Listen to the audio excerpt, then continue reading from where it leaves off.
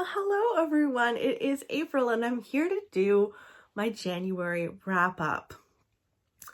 I feel like the start of the year can tell a lot about how your reading year is going to go for the rest of the year. So it was very important to me that it started well. And I have some good news. So I've got new categories. If you didn't go and see my last wrap up, I'm not doing star ratings anymore. I'm doing new categories. The first category is the vile. These are books that I just genuinely read but really did not like for one reason or another. And I'm happy to report that I had nothing in the vile category for January. Nothing terrible, which is a good sign. Next up is the tolerable. These are books that were just okay. Like we're good. Nothing terrible. Nothing to write home about either. I'm also really happy to say I didn't read any tolerable books in January. I only read good books. And so we move into the splendid category, and I have quite a few that I have to report for you. The first is books 2 and 3 in the Bartimaeus trilogy. This was Ptolemy's Gate was the third, and then The Golem's Eye was the second. Now, I listened to this on audio. This is by Jonathan Strout, and it follows a period of time in like Victorian England in which magicians live, and they kind of put everyone else down. If you were a commoner, you didn't have much to aspire to unless you were a magician. We follow, several characters in this time, including a genie named Bartimaeus, who is hilarious.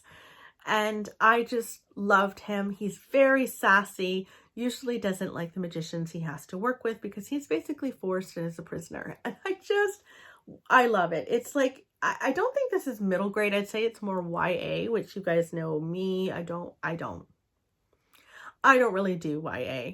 But Jonathan Strout, who also wrote the Lockwood & Co. series, which I know and love so well, and I'm sure you guys do too, he wrote this. And so I think I just love him, and I'll read anything by him. And I'm so glad that I read these. They're a lot of fun. Next was a book called Solve for Happy. This is a nonfiction book. It is by Mo Gaudat, who was I think the director or something along those lines of Google X, which is essentially a department in Google where they just get extremely creative in engineering. And I could not fully understand what that looks like because I don't have that kind of mind, but he does. And it is his story about trying to look at happiness from the lens of an engineer and how you go about creating it. And he speaks to the very sad passing of his adult son, who died in the midst of a surgery. It was a medical error that caused his death, and how Mo is still able to be happy. And it's very inspiring. He's an incredibly optimistic person. And I don't know how you can be so optimistic when this has happened, but it's really the way that he perceives life. And I think it actually was quite comforting in a lot of ways, because he's a scientist, essentially. A scientist? What would you call an engineer? Are they scientists? I'm not sure. But because he approaches life and death in this very, rational kind of way, I actually found it really comforting about death, which is something that I could use some help with because I find death to be quite terrifying, and the concept of it. Even the afterlife, he seemed very optimistic about, and I just found this book to be like a really big hug, and like everything is going to be okay, April, and anyone who reads this book. So highly recommend Solve for Happy. I listened to it on audio. It was quite lovely to hear his voice. Next up, we have The Trespasser. This was my last book that I read in the Ton of French Dublin Murder Squad series. I wasn't able to manage to read them all in 2022. I did start this in 2022, and then it lingered over to 2023, which is totally fine. And this follows one of the detectives on the Dublin Murder Squad series who's a woman. And it's not easy to be a woman in this squad because the men are very, very tough on her. There's like sexual harassment. There's just all sorts of harassment, truly. And she is trying to make a name for herself on the squad, and she's at a scene of a crime where she stumbles upon this scene in which a woman is murdered, and she starts to look at her more and realizes she recognizes her, but she's not sure from where. And so this series this book kind of follows her trying to discover where that is, and also to solve the crime and this murder and what happened to this woman.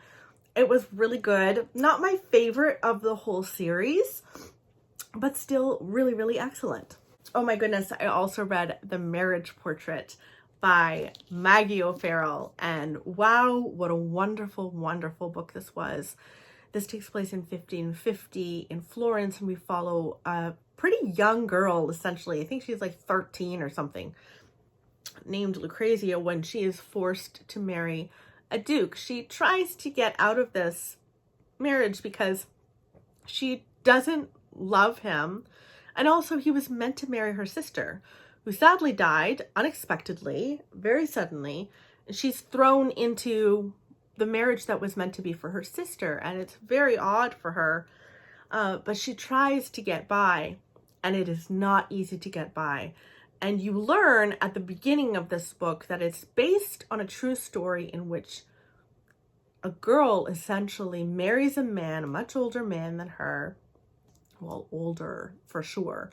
She's a teenager. He's in his like 20s or 30s. And a year after their marriage, she is dead. Now, there were rumors at that time that her husband killed her.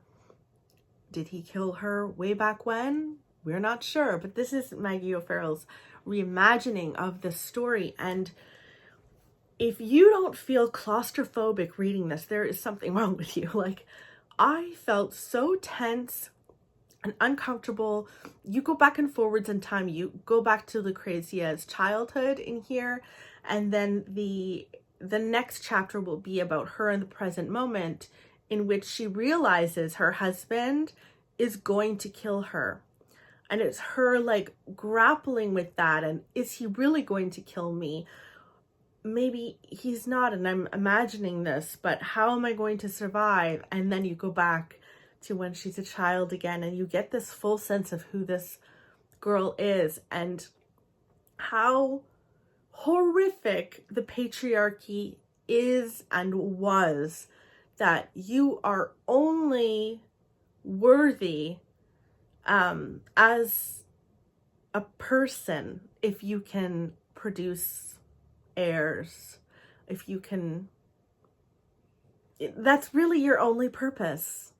And to have this very lively girl, very smart, very talented girl be reduced to just that, it's devastating. Yeah, it's just devastating, and I loved it. I really loved it. And you know, you're rooting for her this whole time, but you know that she's not going to do well at the end, because you know it from the beginning. Devastating, but also really fascinating. So I read that, but that was not the favorite of January. I ended up listening to a book that was actually kind of a Christmassy book. I knew it was kind of Christmassy, but I read it anyway. And this was Small Things Like These by Claire Fuller. Claire Fuller? No, Claire Keegan. Sorry about that. This was incredible. Very short book. I think she only writes quite short books, but this was incredible. It does take place at Christmas time, and it follows a man who has a little family. They're very happy together. He has a wife and a ton of daughters, no sons. And he comes from a single mother, and a woman actually took them in as children when he was a child, and he ended up having a very, very happy childhood.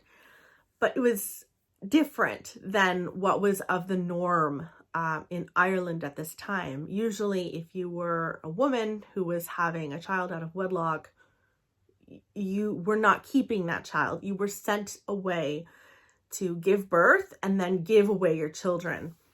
And he actually ends up stumbling upon a place in which this kind of thing happened, where nuns would take in these girls who were unwed and pregnant, and take care of them fairly horribly and take away their children.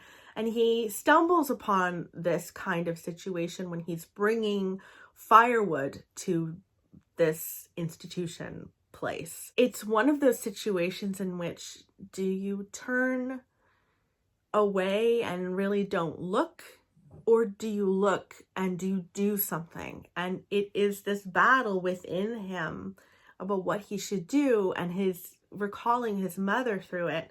It is so beautifully written, and I was so invested. I was so invested, and I wanted him to do the right thing, but you knew the people were going to be so snooty and rude the whole time, like this horrible culture and this horrible belief that women who had children out of wedlock were somehow less than anyone else. It's just devastating. And I thought the way that this was written was so riveting, and I was so committed to the story and it going a certain way. It had to go a certain way for me to be okay. And it was wonderful. So I highly recommend reading that for sure. I do recommend reading it at Christmas. I think it's perfect that it's set at Christmas because of Mary and everything that she went through, and how, like, the juxtaposition of Mary's experience and then these women's experience, and like, why are we treating these women this way? It was wonderful to juxtapose those two. I don't think you have to read it at Christmas, but I think it would add something for sure. So those are all of the books that I read in January. This is a good start to the reading year, okay? I am very happy. Please let me know, first of all, are you having a good start to the reading year too? I really hope you are. I think it's going to be a good year all around. Let me know what the best book you've read thus far is. What did you read that was like a standout book to you? I hope you didn't have any vile books. That is my hope for you. And I will talk to you very soon. Bye, everybody.